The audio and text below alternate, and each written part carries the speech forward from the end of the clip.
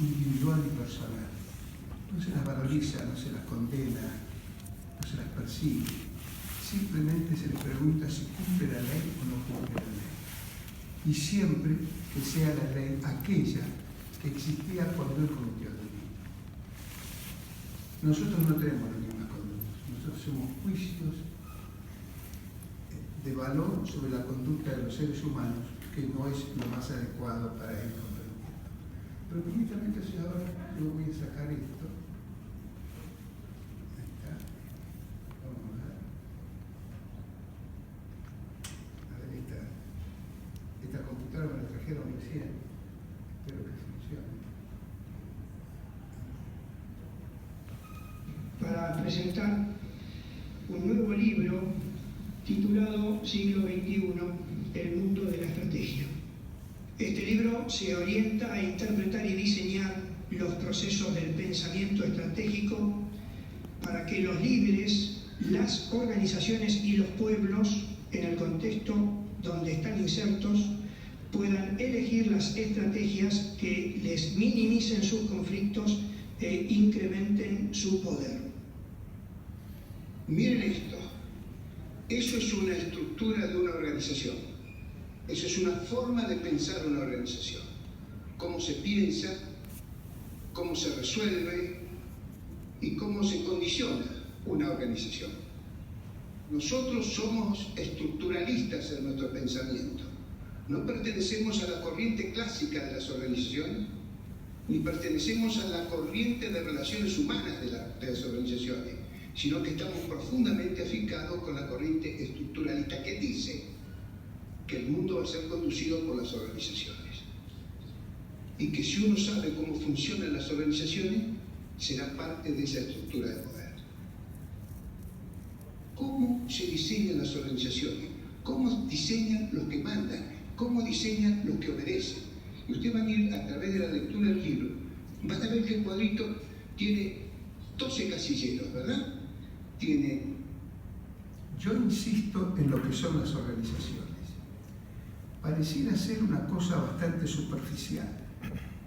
Las 500 empresas más grandes del mundo tienen un nivel de ventas equivalente a las 2/3 partes del PBI norteamericano.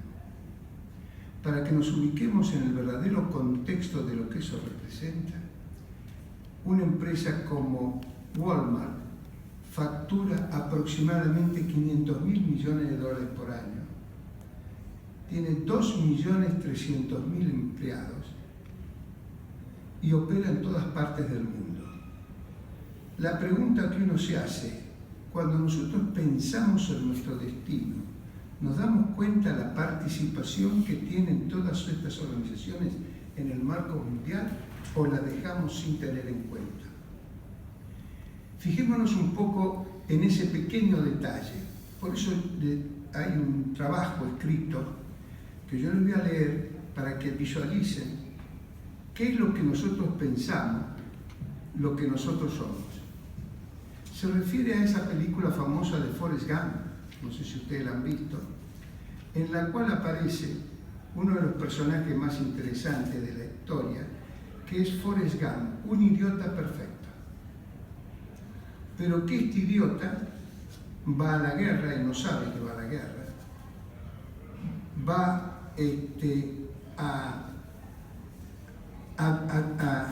a jugar al tenis, a jugar al ping-pong a China y no sabe que juega al ping-pong.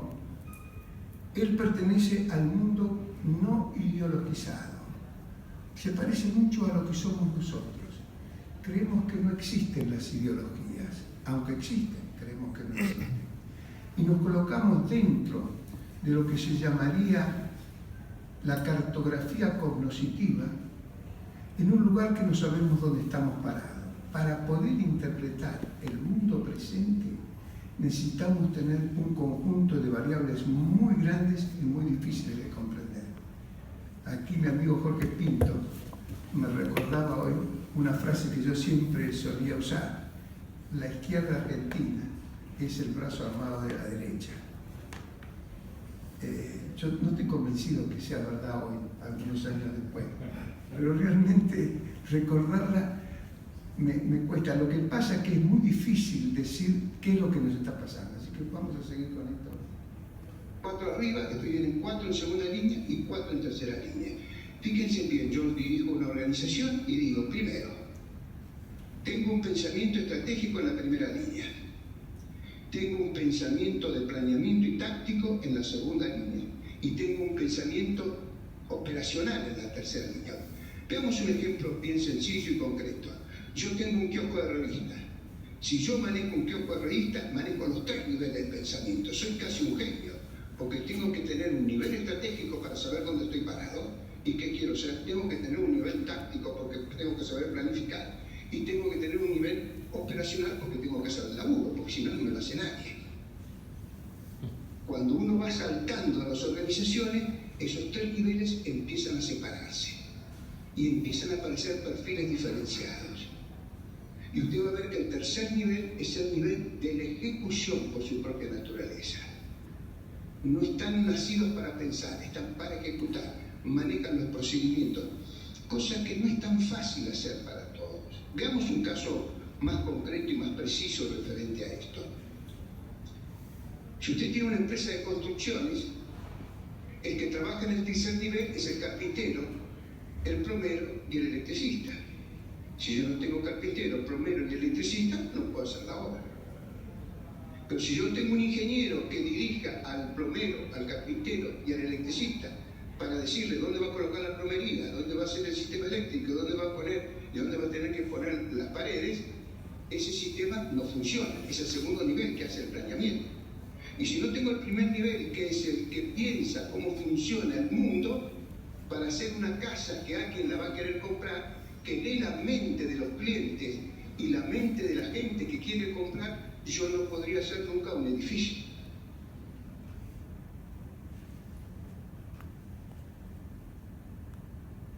Voy a ver si les puedo mostrar un dibujo de cómo funcionan los 3 niveles de la organización.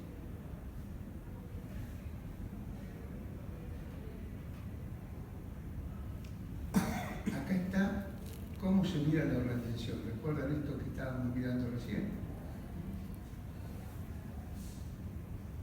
Las organizaciones se trabajan sobre 3 niveles. ¿Cómo yo diseño una organización? Yo diseño la organización cuando conozco las aptitudes y las actitudes de los participantes. ¿Qué quiero decir con actitudes? Las 3 actitudes centrales son cooperar, coordinar y conocer. Cooperar, en realidad, tiene que ver con la capacidad que tengo de escuchar al otro y poder construir junto con el otro el mundo que yo voy a vivir. Pero este primer nivel de cooperar opera en el nivel estratégico. La estrategia tiene ciertas características. Es intangible, es inconexa, es imprevisible, es desestructurada. En una palabra, no sé cómo pensar en términos estratégicos. No sé cómo se construye el mundo, ni nadie puede construir el mundo si no escucha al otro. Estando una vez en los Estados Unidos hace un tiempo, una anécdota que yo nunca la cuento porque a veces me parece contradictoria en sí mismo, conversando sobre el tema de la Malvinas con un americano, me dijo, hemos perdido la guerra.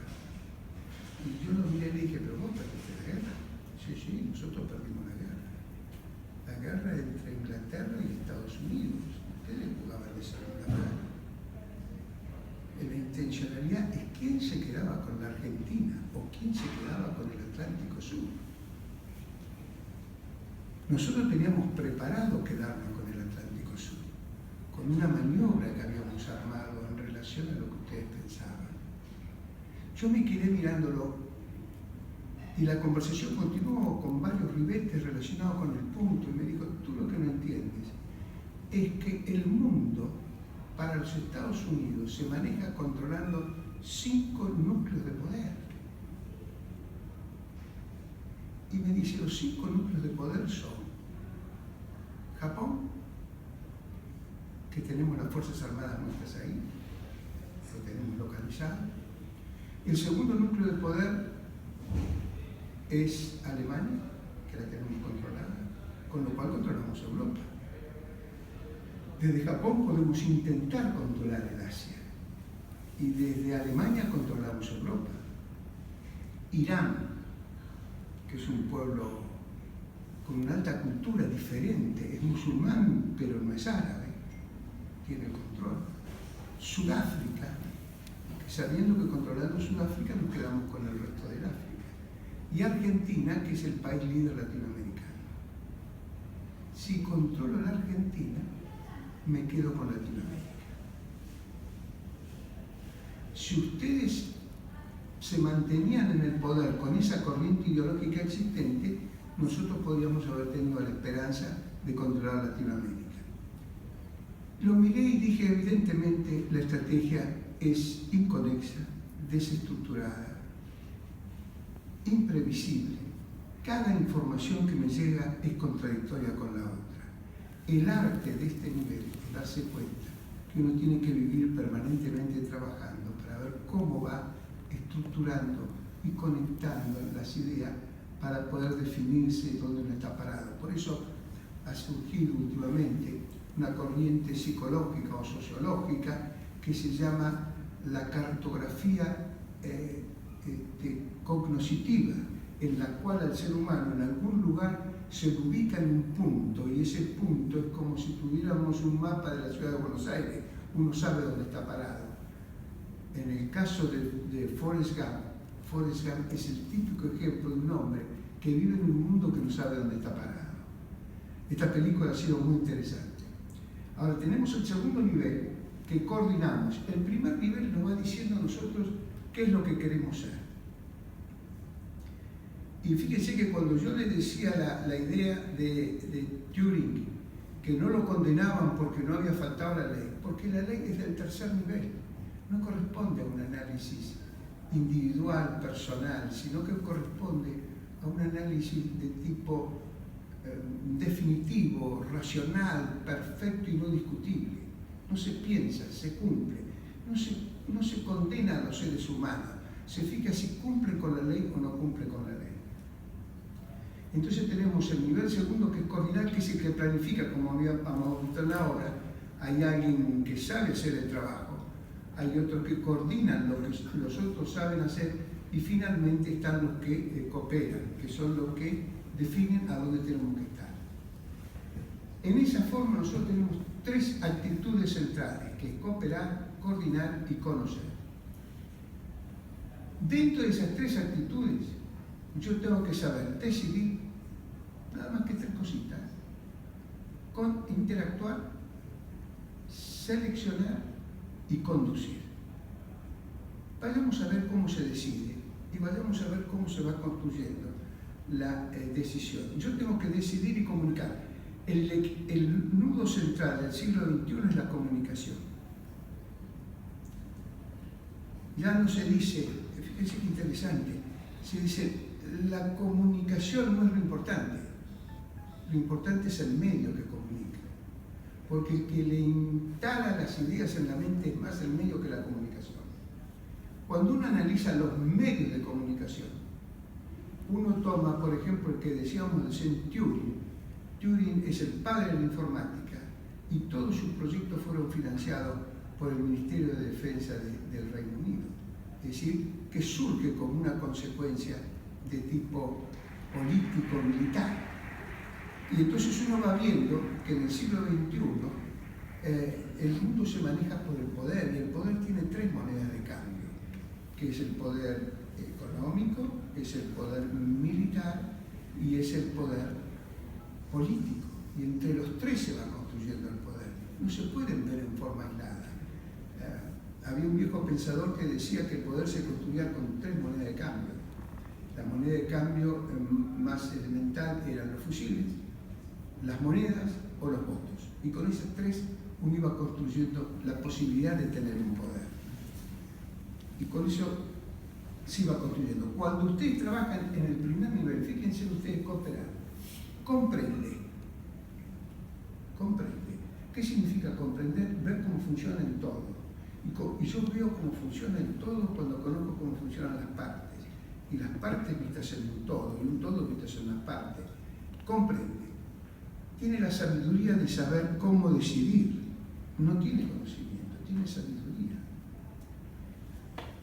Trabaja fundamentalmente en el ámbito de la dialéctica de las voluntades.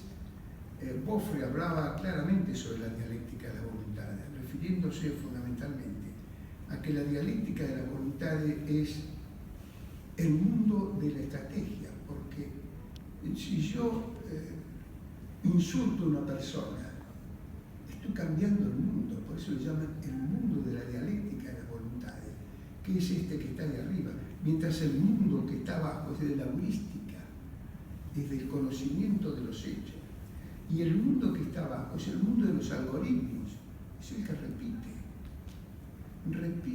y no sabe más que eso. Fíjense que el único que vive la realidad del mundo es el segundo nivel. Él ve cómo funciona el mundo. Y el último nivel, no, él mira los procedimientos. Cuando ustedes van a un banco se van a dar cuenta. Llegan a un banco y miran los procedimientos. Esto me recuerda que un día cuando fui a sacar el carnet de conductor de mi hijo, entonces la chica entró a mirar los documentos y vio, señor, pero acá falta, en la partida de nacimiento le falta el número de la cédula de identidad de los padres y el requerimiento para que yo le pueda dar el carnet de conductor a su hijo y que figure el número de la cédula de identidad o el documento identificatorio de los padres. Digo, pero mi hijo nació en Estados Unidos y en Estados Unidos no hay libreta de enrolamiento ni cédula de identidad. Ah, dice, entonces no le puedo dar el documento. Ella no podía ver la realidad.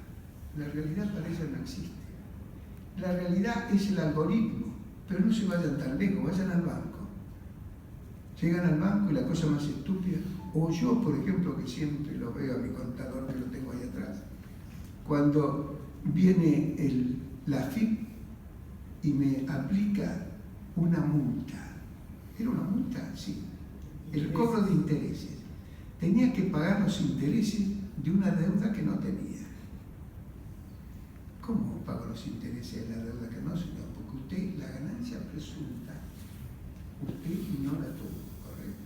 Pero los intereses que generan los pagos que usted debió haber hecho de la ganancia presunta están en pie. Yo digo, ¿pero quién escribió esto? No dice acá, dice el reglamento. Es decir, cuando usted entra a rascar, se da cuenta que el tercer nivel es un nivel apartado de la realidad, porque la única realidad que maneja es el algoritmo. Si no maneja un algoritmo, maneja el conocimiento de la ley de la naturaleza, pero no maneja más que eso. Pero vamos viendo uno por uno cómo se van armando las cosas. En la interacción humana, fíjese que nosotros en el primer columna yo hablaba de la dialéctica. ¿Cómo razona el segundo nivel? El segundo nivel tiene racionalidad inductiva y el tercero deductiva. El razonamiento es perfecto, conoce todo lo que tiene que hacer. No sirve para nada para el planeamiento y mucho menos para la conducción. Los tres niveles son fundamentales en la vida del ser humano. Tengo que saber a dónde ir, tengo que planificar cómo ir y tengo que conocer cómo hacerlo. Pero fíjense en la vida diaria de ustedes mismos. Yo sé exactamente lo que tengo que pagar en mi casa. Luz, gas, teléfono y no sé si otras cosas más. Y armo mi paquete. Hay algunos que son ordenados, saben planificar, ordenan su pago. Hay otros que no pueden ordenar su pago, no le da la cabeza para ordenar. Pero esto visto en esta pequeña dimensión parece intrascendente, pero en las grandes organizaciones van a ver ustedes los tres perfiles de los seres humanos. El que conoce, que no siempre sabe planificar, que no siempre sabe a dónde ir. Porque yo puedo ser un buen carpintero, pero no saber qué casa hacer. Yo puedo ser un excelente plomero, pero no entender dónde voy a poner el baño. Entonces yo necesito a alguien que me diga dónde va el baño. Pero además necesito a alguien que me diga qué edificio quiere construir. Entonces ustedes tienen los tres niveles bien definidos. Fíjense acá, cuando hablamos de la comunicación, Perdón, les quería decir, si hay alguna pregunta, somos pocos, podemos hacer un diálogo, ¿eh? Así que si vos querés preguntarme algo. La relación entre la estrategia y la teoría del caos. Es absoluta, porque la estrategia es la teoría del caos. Porque la estrategia y la teoría del caos viven simultáneamente. Porque la estrategia es imprevisible, por eso cuando les cuento la anécdota del americano, que me parece que la guerra entre ella y Estados Unidos, yo he vivido toda mi vida que eran ellos dos contra mí, me doy cuenta que no puedo. Toda la teoría del caos se monta en la imposibilidad de conocer cómo se funcionan las cosas. Y esto es lo que hace que el argentino no interprete el mundo donde está parado. Porque el argentino tiene solo formación de tercer nivel. Tiene una teoría deductiva. Yo voy al colegio, a la universidad, y dice, buenos días, señor. Dígame, ¿en qué año nació San Martín? Ay, San Martín, no me acuerdo. Ha pasado. Eso es conocimiento. No le desarrollé. Tiene que tener conocimiento, claro, tiene que tener conocimiento. Si no sabe manejar un martillo, mal puede resolver los problemas. Pero el que tiene un martillo en la mano ve al mundo como un clavo. Y nosotros parece que vemos al mundo de una sola manera. Ahora, cuando ustedes relacionan esto con el lenguaje, van a encontrar la inmensa relación entre el lenguaje, porque el que realmente construye el mundo es el lenguaje. Cuando Gramsci, fíjense ustedes, ya que somos pocos acá, que somos todos más o menos conocidos, fíjense ustedes la construcción del terrorismo en la Argentina. Primero, ¿cómo hago yo para instalar y destruir como objetivo central el sistema de defensa argentino? No para condenar a Videla, para destruir el sistema de defensa. Porque ese es el objetivo real, el otro es secundario. Pero yo tengo que instalar el otro porque este es imposible. Y para instalar el otro tengo que construir el lenguaje. ¿Con qué lenguaje construyo? ¿Cuál es el lenguaje que instalo? Primer lenguaje, monopolio del poder. ¿Sí? El Estado tiene el monopolio del poder. Esto vive en el siglo XIV, estos hijos de perla, pero me lo instalaron igual. Yo todo el libro le dedico con pleitesía a Gramsci o a Foucault, si usted no lo quiere. O si el mismo, ya no es lo mismo el siglo XIX que el siglo XX. ¿Por qué Gramsci? Porque Gramsci ataca violentamente al pensamiento marxista. Marx decía, el mundo se divide entre la superestructura, donde están los valores culturales, y la infraestructura, donde está el ejército y los aparatos de coerción. La fuerza y la coerción. Con estos dos elementos, yo controlo el mundo. Bien, perfecto. Entonces viene el Che Guevara y dice, mi único objetivo es destruir el ejército, y el resto no me importa, no existe. Entonces se vienen contra nosotros, contra los militares día y noche, con lo cual todo el sistema del terrorismo de Estado es una relación entre el terrorismo de un lado y el terrorismo de otro. Inventamos la palabra terrorismo de Estado que todavía no sé qué quiere decir, pero sigamos con el monopolio del poder. Gramsci demuestra que el poder no está en la infraestructura, está en la superestructura. Y comienza a hacer un trabajo de las casamatas culturales. Y dice, las casamatas culturales son igual que las casamatas de la Segunda Guerra Mundial, de la Primera Guerra Mundial. ¿Recuerdan? Cuando se había esas luchas de posiciones, en las colinas se ponían las casamatas para defenderse y poder evitar que el enemigo ataque a las casamatas. Entonces, si nosotros vamos dominando las casamatas culturales, la infraestructura no existe. Entonces yo voy a llamar el mundo hegemónico y el mundo dominante.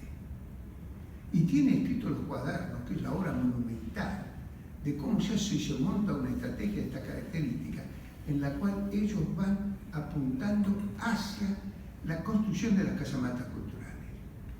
Y uno dice, bueno, a ver, ¿qué casamatas construyeron estos? Porque los militares, como siempre, tenemos una capacidad infinita para entender el mundo dominante, no el mundo hegemónico, no tenemos ni idea de cómo funciona el mundo hegemónico. Nosotros lo único que sabemos es usar la fuerza. no conocemos otro mecanismo.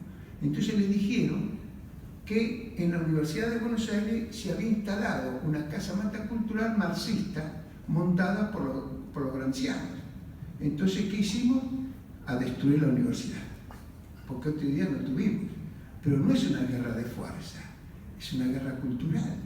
Yo tengo que cambiarle el lenguaje, me instalan el lenguaje y comenzaron a trabajar en una construcción lineal, un pensamiento lineal, que le obliga al que tiene pensamiento lineal poderse manejar con pocos principios para entender el mundo donde funciona, porque no puede tener varios principios, no puede vivir en un mundo con varios imprevisibles, inconexos. ¿Qué quiere decir con inconexo? Que tengas informaciones contradictorias. Por ejemplo, este americano me tiró todo el cartel abajo. Pero cuando yo voy indagando cómo se construyen las ideas, empiezo a pensar en el lenguaje. Fíjense, monopolio del poder. Nadie cree, no existe el monopolio del poder. No existe. Tal no existe que cuando Kissinger escribe su libro, creo que se llama La diplomacia, le dedica varias hojas al Weiqi, que es ese juego Go, que es un juego enorme, ¿no? Creo que tiene 14 casilleros por 14 casilleros, y cada uno juega con ficha blanca y ficha negra, ficha blanca y ficha negra. Gana el que más casilleros ocupa. Y entonces, ¿y qué hace usted con eso? Nosotros se lo enseñamos al curso superior de estrategia del Ministerio de Defensa. Bueno, ¿qué es el curso superior de estrategia? ¿Por qué enseñan a estos imbéciles? ¿Y por qué lo enseñan? Porque están acostumbrados a jugar el ajedrez, en donde si yo mato al rey, gano la partida.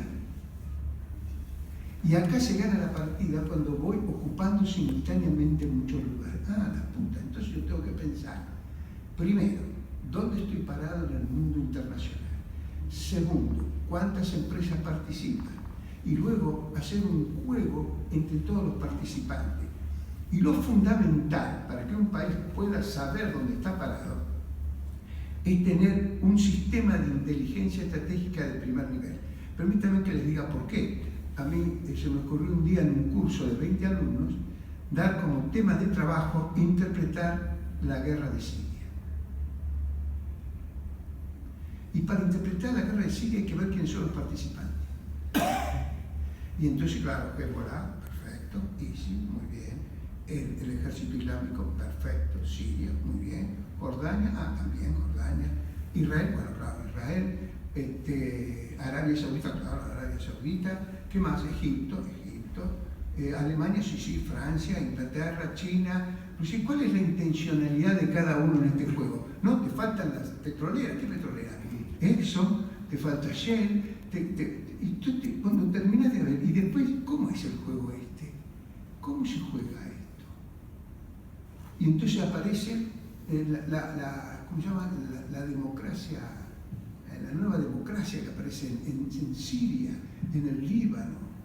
Y todo esto es una cosa de dificilísima complejidad. Y entonces dice, bueno, pero ¿qué diferencia hay entre Irán y el resto? No, Irán viene de la corriente ideológica persa.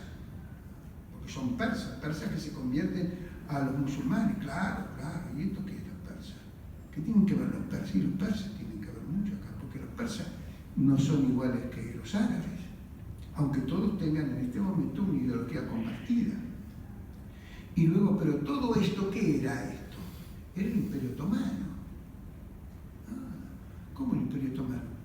Cuando ustedes terminan de hacer este análisis, no saben dónde están parados. Solo pueden saber dónde están parados si usted tiene un equipo de 100, 200 personas que van estudiando la conducta de cada uno. Porque lo importante, lo esencial, lo trascendente, lo que realmente interesa, es invisible a los ojos.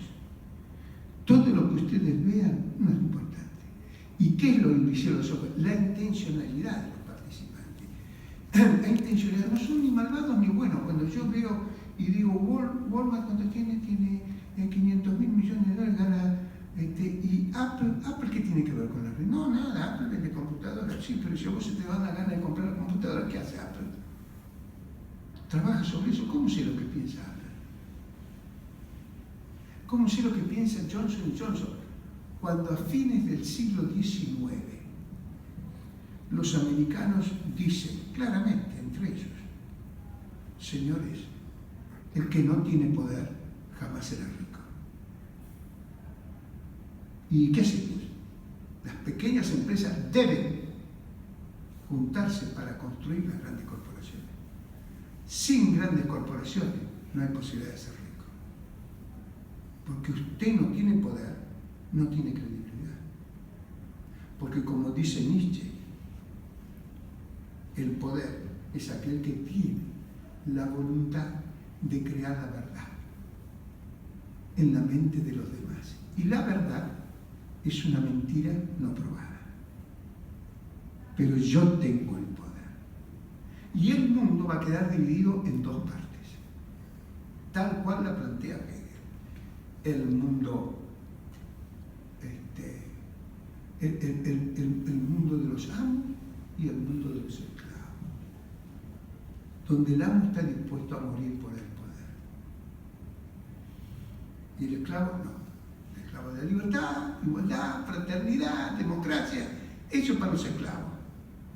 Para el amo es el que define lo que hay que hacer. Y cuando ustedes rastrean el siglo XX, se dan cuenta de un hecho fundamental. Wilson, principio del siglo XIX, principio del siglo XX, empieza a hablar de que no estoy de acuerdo con la posición de los ingleses referente al equilibrio de poder.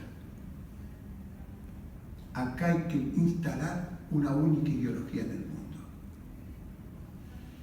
Tal como dijo el ministro de Relaciones Exteriores de la reina Salisbury, estos codiciosos y vulgares, me parece que tarde o temprano van a imponer su idea. Porque la ideología es la que le construye el poder. Y el poder se maneja con ideología. Entonces yo me pregunto a veces si la democracia, porque acá parece en la Argentina que nosotros somos demócratas desde hace 30, 40 mil años.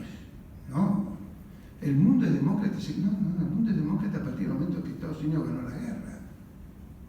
¿O creen que no la impusieron? ¿O creen que es un modelo perfecto? No, pero como dice Churchill, porque para nosotros somos muy rápidos para pensar siempre con el mismo argumento.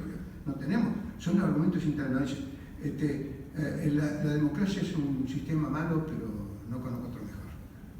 Ya está, qué maravillosa obra del pensamiento. Es como, fíjense, el Twitter es una creación espectacular. Son 144 caracteres. ¿Saben por qué son 144 caracteres? Porque el hombre no puede pensar más de 144 caracteres. Si el mensaje es más de 144, no penetra. Entonces yo tengo, ¿cuál es yo en una parte del libro hago un relato sobre la guerra de las Malvinas y digo, lo instalado en la Argentina es un borracho para resolver su problema económico, toma las Malvinas. Perdón, manda a matar a los chicos a las Malvinas. Magnífico, esto es una construcción de una dimensión comunicacional exquisita. Porque lo que el mundo ha aprendido en los últimos 50 años y que es lo que le ha permitido avanzar es: no pienso, luego existo. ¿Se acuerdan aquella famosa frase de Descartes? Pienso, no, ya no más. Hablo, luego pienso. Si yo te construyo el lenguaje, tú piensas. Fíjate, para mandar preso a los militares yo necesitaba dos palabras: monopolio del poder y terrorismo de Estado. Si yo no te instalo esas dos palabras, no los puedo mandar preso. Entonces el terrorismo de Estado, como tiene el monopolio del poder, es delito de lesa humanidad. Y Berlinski, que mató 50 personas, no, él no tenía el monopolio, pero mató 30 tipos, no. Pero este firmó un papelito, y sí, el papelito del monopolio del poder va a la cárcel. Entonces usted dice, ¿está de acuerdo? No, yo no estoy de acuerdo, yo creo que es así como se maneja. Pero como está tan exquisitamente armado, no puedo pensar que M. de Bonafini, el líder de la línea de derechos humanos, el líder, porque puede ser una persona querida o no querida, pero es el líder, han construido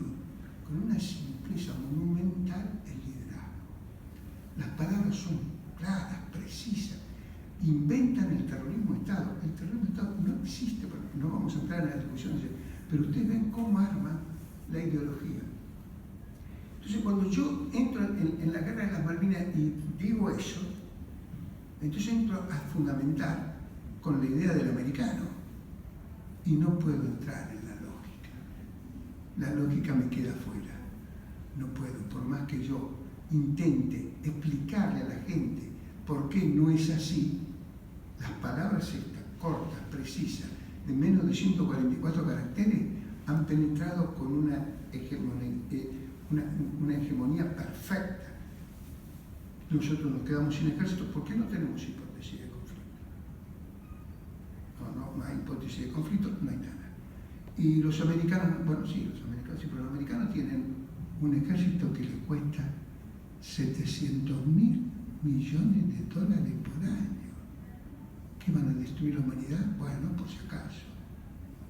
Tienen 24 submarinos. Cada uno de los submarinos tiene una capacidad, una potencia destructiva equivalente a 5.000 bombas de Hiroshima. ¿Escucharon? 5.000 bombas de Hiroshima. Con una cultura totalmente diferente. O sea, vamos a entrar un poco en qué significa la cultura. La cultura tiene 3 pilares. La ideología. Segundo, la experiencia. Y tercero, el conocimiento. Pero lo importante es la ideología, porque la ideología no es un posicionamiento filosófico o antropológico. La filosofía, la ideología en el fondo, es una creencia que me mueve a la acción.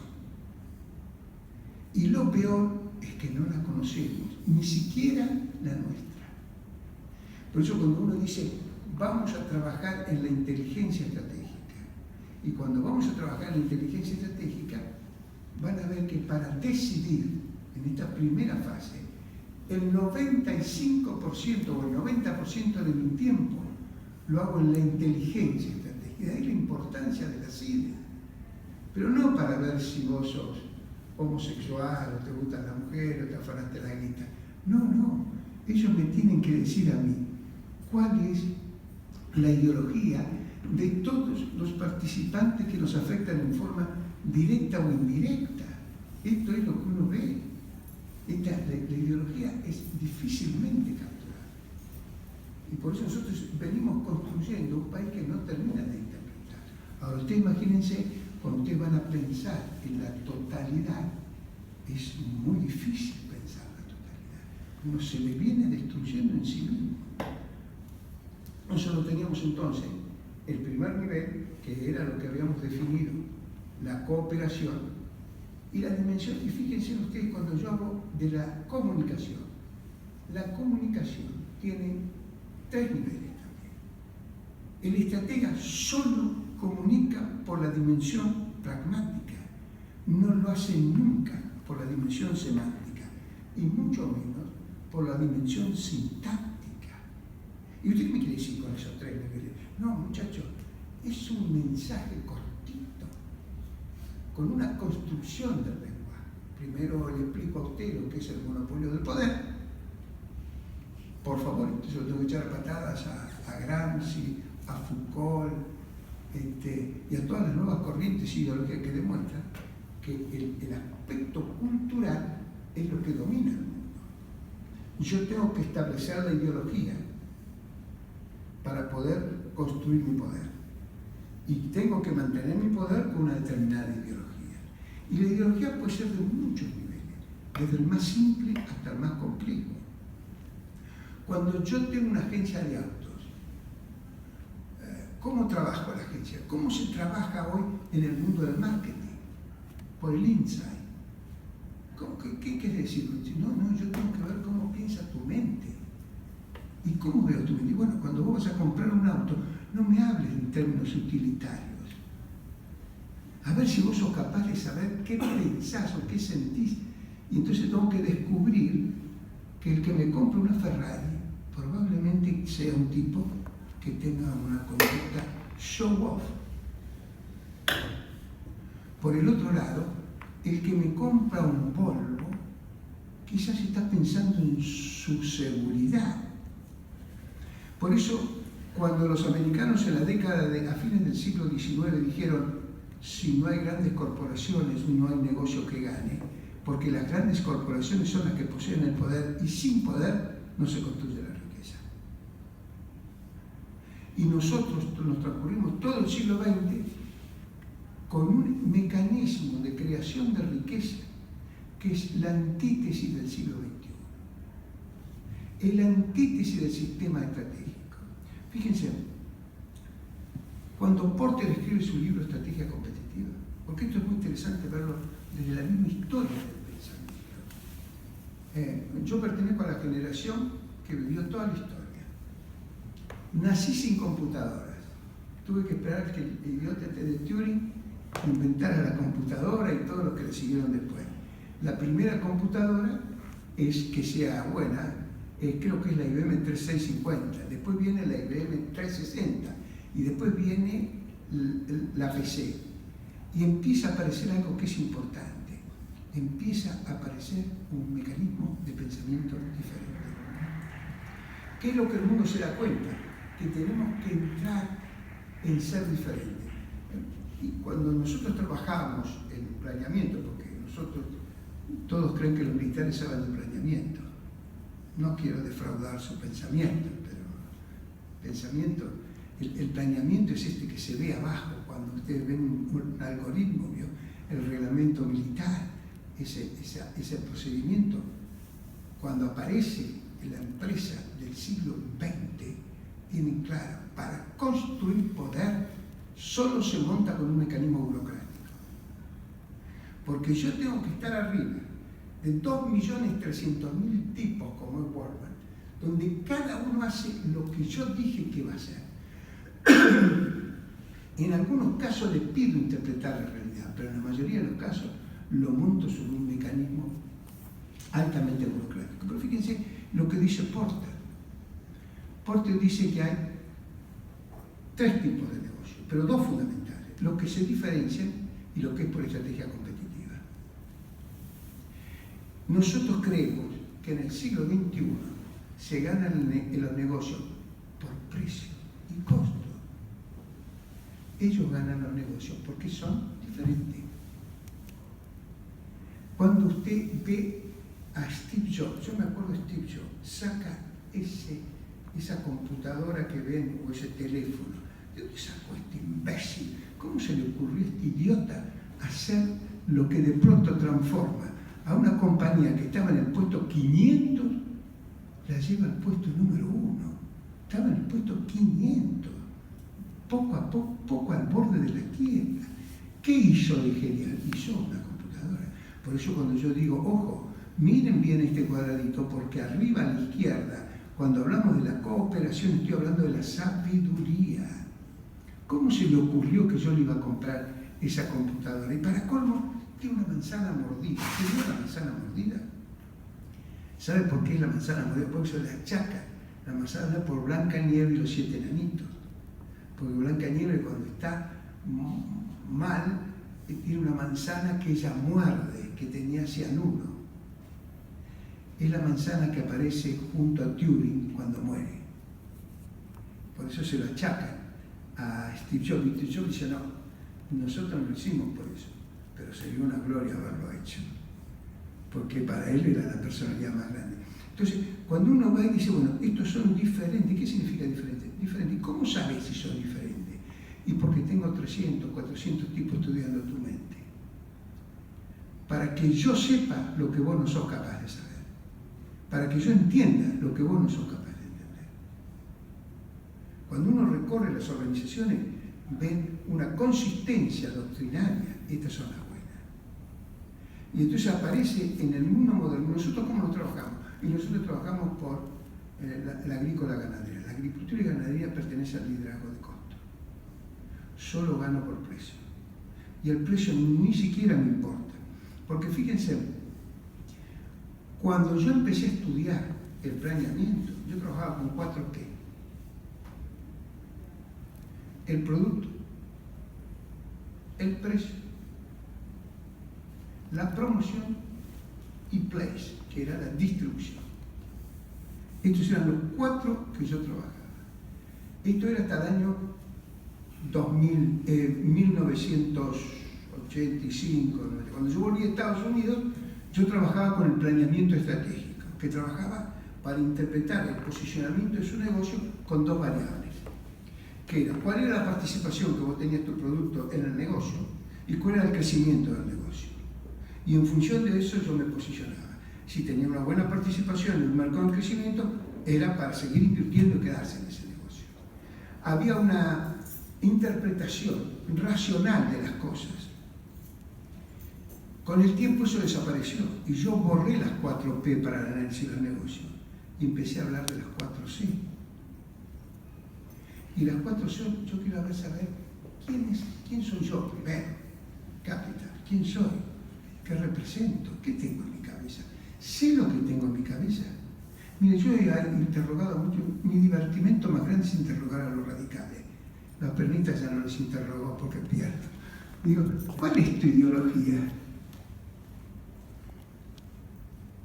¿Cuál es tu ideología? No la tuya. ¿De dónde venís? Porque si sabemos a dónde venís, es probable que podamos saber a dónde vamos. ¿Qué es lo que nos pasa que nosotros perdimos tanto en los últimos tiempos? Habremos cambiado nuestra construcción ideológica. ¿Es igual Hipólito Yrigoyen que Alfonsín? ¿Somos capaces de percibir la diferencia entre Hipólito Yrigoyen y Alfonsín? ¿O son una construcción ideológica similar o totalmente diferente? Entonces, cuando yo entro en la estoy hablando de política, estoy hablando de marketing y voy a hablar del ejército, va a ser exactamente igual, siempre la sé.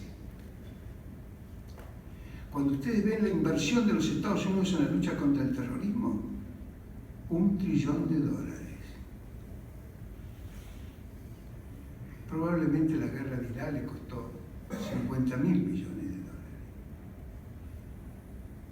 Para nuestro lenguaje, $1 billón es el costo más alto de la historia norteamericana, la lucha contra el terrorismo.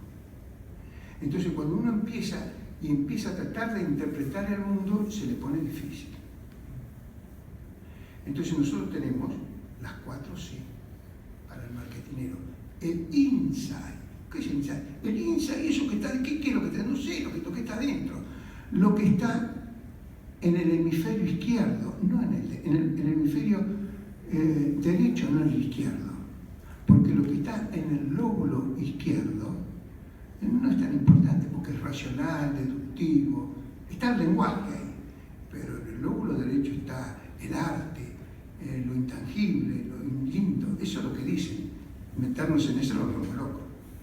Entonces, cuando uno entra en eso y dice, el segundo C es el cliente. Entonces tengo que saber primero cómo yo pienso, segundo cómo piensa mi cliente. Y luego tengo que pensar la C de la competencia, cómo piensa la competencia. Y luego cómo piensan mis canales de distribución. Ya estoy en un mundo diferente. Cuando ustedes ven la estructura de participación de las grandes corporaciones internacionales del mundo, van a ver que la más grande de todas, las mayores participaciones económicamente hablando, son las financieras, donde tienen el 25% de esa participación de los grupos económicos. ¿Son malvados? No, hay que estudiarlo, hay que ver qué intereses tienen. A lo mejor podemos encolumnarnos con alguno, pero si no sabemos dónde estamos parados, estamos como habíamos hablado de la cartografía cognitiva, que era como Forrest Gump, que no estaba en ningún lugar. Es como estar en la ciudad de Buenos Aires y no saber dónde está parado. Nosotros vivimos sin entender dónde estamos parados. Y entonces aparece las soluciones económicas. No existe la solución económica. La única solución que existe es cuando yo tengo el poder, cuando sé dónde estoy parado. La economía es de tercer nivel. Ni siquiera tiene que ver con la estrategia. Porque en el mundo moderno, las grandes corporaciones manejan un sistema que es muy difícil. Por ejemplo, las corporaciones petroleras participan en la guerra como conflicto central, porque es a partir de allí donde tienen sus reservas. Apple participa en tu mente. Cuando yo veo Google Facebook, Twitter, y estoy pensando en el Internet. Estoy pensando que el Internet nació con una construcción militar, fíjense, una construcción militar, una construcción política y una construcción económica. Todo juega junto. Acá no, la parte militar pongámosle de un lado. No, ¿cómo poner un lado? Estás hablando que Estados Unidos te gasta 700.000 millones de dólares. Nosotros tenemos un PBI de 500.000, ellos gastan 700.000. Tiene un arsenal nuclear que es pavoroso. Y gran parte de las discusiones que pasan en el mundo pasan por el tema nuclear. Pero cuando nosotros empezamos a intentar analizar el caso Nisman, entonces, posición número 1, Cristina la mandó a matar. Posición número 2, se suicidó. Y ahí viene la gran discusión, que entonces tiró el papelito, que después agarró la piedra. No, ya estamos bajando al tercer nivel de la discusión. Vos querés probar lo que no se puede hablar. Te olvidaste de quién era Nisman, dónde estaba ubicado, en qué posicionamiento estaba parado. ¿Qué participación tuvo Venezuela? A lo mejor, ¿qué participación tuvo Irán? ¿O qué participación tuvo Obama? ¿O nos olvidamos que Obama fue a firmar el pacto con Irán y sentó algo inadmisible, inconcebible e inaceptable? Que este paisito de cuarta, Irán, se sienta con Estados Unidos, Francia, Inglaterra, China, Rusia y el sexto, Alemania, para arreglar su proyecto nuclear, contra el cual va a venir el perdón de todo lo que le tenían bloqueado. Y se produjo el perdón. Por supuesto, Nisman no lo aceptó. Por supuesto, Netanyahu no lo aceptó. Y entonces, ¿qué estoy incluyendo, muchachos? Pongamos algunas variables más para interpretar este mundo altamente complejo, porque por algo le llamo al libro Siglo XXI, el mundo de la estrategia, porque es el mundo donde hoy se está pensando. Si me voy a los años 20 o 15 y veo la Segunda Guerra Mundial, es una guerra táctica. El que tiene más cañones, más fusiles, más soldados, de millones mueren en esa guerra. Lo mismo pasa en la Segunda Guerra Mundial, mueren millones de personas. No mueren 2 o 3, mueren millones de personas. Es una cosa realmente inconcebible que veamos eso. En cambio, en las guerras actuales empieza a funcionar un mecanismo de muy difícil comprensión. Cuando ustedes ven el ataque de las Torres Gemelas, 25 personas atacaron las Torres Gemelas. Las Torres Gemelas, el Pentágono y otros lugares más. ¿Con qué armamento? Un cuchillito. Mataron 30.000 personas, pero no solamente mataron, pusieron un impacto psicológico brutal. Eso no ocurriría y si ocurría era intrascendente, nadie lo miraba. Entonces nosotros estamos moviéndonos hacia una dirección diferente. Después viene, entonces, ¿por qué digo pragmática? Porque la dimensión pragmática impacta en lo psicológico. Eso es la única que le interesa. La frase tiene que ser corta y tome Coca-Cola. Nada más. Y usted va y todo. Yo cuando era chico, dije, pero con eso no, Coca-Cola trabajó. Yo me acuerdo, en mi casa, por ejemplo, a mis hijos les encanta el peanut butter y a mí me resulta asqueroso. El root beer, que es una bebida americana que la toman todos, a mí me resulta repugnante. Ellos no comen dulce de leche porque no les gusta.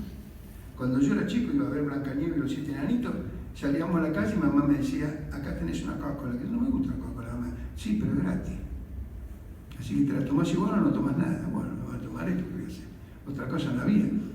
Pero construyeron la mente de la gente durante muchos años.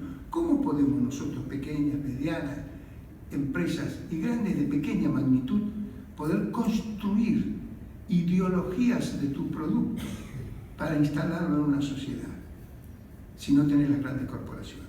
Cuando Rockefeller dijo, señores, nos tenemos que juntar todos y armar Standard Oil para tener una buena rentabilidad.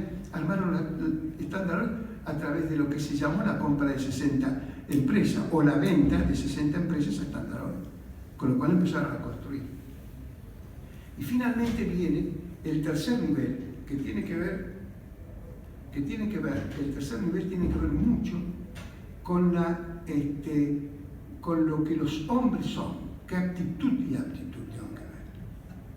Entonces, ojo con la selección. Cuando ustedes tienen el tercer nivel de la empresa, son la gente que son repetitivos, programados, disciplinados, hacen todo exactamente, muchas veces lo mismo. El segundo nivel planifica. Y el tercer nivel dirige y dice a dónde vamos. Fíjense, cuando ya por los años 91, 92 me tocó armar a mí, o me resolví yo armar de nuevo el programa de estudio del Colegio Militar, lo hice estudiando el ejército. Acá nadie estudia nada. Los errores se cometen por una falta de formación intelectual y por una falta de formación de las actitudes centrales del ser humano. Cuando usted pasa por una universidad, como me tocó pasar, que es el MIT, y nunca me preguntaron por qué, y nunca me preguntaron nada de memoria, nunca nada, simplemente haga, resuelva. Y descubrí que a partir de un esfuerzo inmenso fui desarrollando mi capacidad de análisis. Porque si usted no tiene capacidad, o a lo mejor no valora la capacidad de análisis, que es lo peor que puede pasar, usted nunca va a crecer como empresa. Ellos tienen muy bien delimitados los tres niveles. No es lo mismo un Bachelor of Science, no es lo mismo un Master, no es lo mismo un PhD, por lo menos en la universidad que me tocó ir a mí, que no son todas iguales. Así que el mundo en que estamos viviendo nos coloca a nosotros desde una posición. Yo veo la discusión siempre lo mismo. Hace 60 años que estamos discutiendo lo mismo, nunca resolvimos el problema. Porque el problema no está en el nivel, en el segundo nivel, mucho menos en el tercero. No es un problema económico, no es un problema de eficiencia y productividad, es un problema estratégico. Es un problema en donde el presidente de la nación, yo lo observo, no tiene poder. Y si no tiene poder no puede resolver el problema. Pero lo más sorprendente es que le quitaron una de las patas del poder. En todos los sistemas democráticos del mundo, las Fuerzas Armadas constituyen una pata del poder. Algunos pensarán que como yo soy militar, lo repito 30 veces, pero soy militar porque creía en eso. Pero además no es que lo crea yo, lo creen todos. El poder es el único capaz de crear la credibilidad. Sin poder no hay credibilidad posible. Y sin credibilidad posible, no hay nada que se pueda hacer en el mundo. Ya los norteamericanos lo descubrieron ya en la década de 1900, en los primeros años de 1900. Fíjense ustedes que los primeros pensadores del ámbito administrativo son Taylor y Fayol.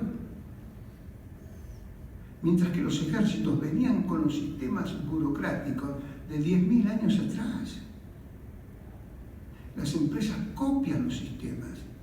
Pero, ¿qué quiere decir que los militares son distintos? No, si los civiles hacen el ejército, ¿quién cree que hacen los militares? ¿Pero quién cree que los militares vienen de un lado distinto que los civiles? Acá parece que sí. Acá parece que sí, que vino Jesucristo y dijo, bueno, yo voy a crear dos tipos de raza humana, la raza militar y la raza civil. Y a partir de ahí empezamos a pensar, y esto no es así. Y cuando queremos interpretar la historia argentina dividida entre civiles y militares, terminamos por no entender absolutamente nada, porque la confrontación es de nivel estratégico, no es táctico. Y la estratégica no habla de las cosas que se tocan, habla de la cultura y de la ideología. Si nosotros no entendemos qué ideología predominó en Argentina en los últimos 100 años, no entendemos el conflicto. Si entendiéramos la ideología y entendiéramos el conflicto, podríamos dialogar, pero para poder dialogar uno tiene que ver las cosas de distintos lugares y aceptar que el otro puede verlas distinto, porque lo importante no es que el otro lo vea distinto, al verlo distinto es distinto. No es que yo lo voy a ver distinto porque, no, es distinto.